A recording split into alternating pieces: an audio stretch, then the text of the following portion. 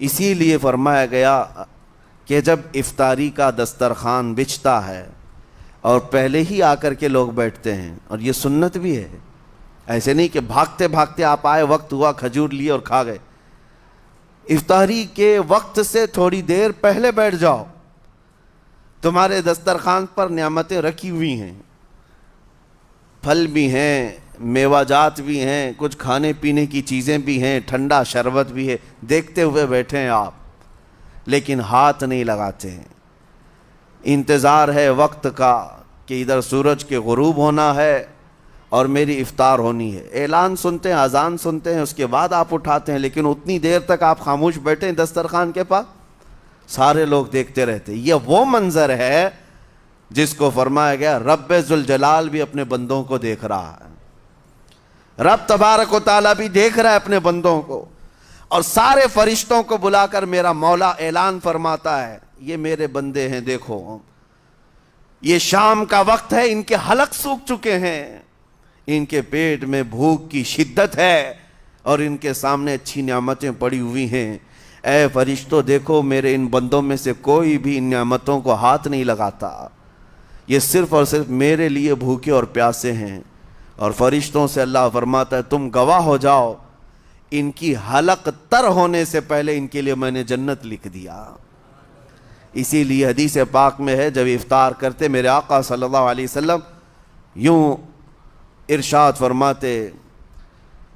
ذهب الظمأ وابتلت العروق وثبت الاجر انشاءاللہ، پیاس بجھ گئی، رگیں ٹھنڈی ہو گئی اور اجر اللہ کے ہاں پکا ہو گیا۔ یہ حضور پاک ہر افطار میں عرض کرتے تھے۔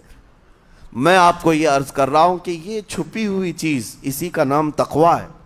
آپ صرف اور صرف بچے ہیں اللہ کے خوف سے۔ اب سنو حدیث پاک، قیامت کے دن حساب و کتاب ہوگا اور جنت میں جانے کا پروانہ کچھ لوگوں کو مل جائے گا اور سب جنت کی طرف جا رہے ہوں گے۔ اس میں بہت سارے لوگ ہیں جو پل صراط پر چل کر کے جنت پہنچیں گے۔ اب جب کافی لوگ جنت کے دروازے پر پہنچیں گے، ایک جماعت ایسی ہوگی جو پورے راستے میں کہیں نظر نہیں آئی،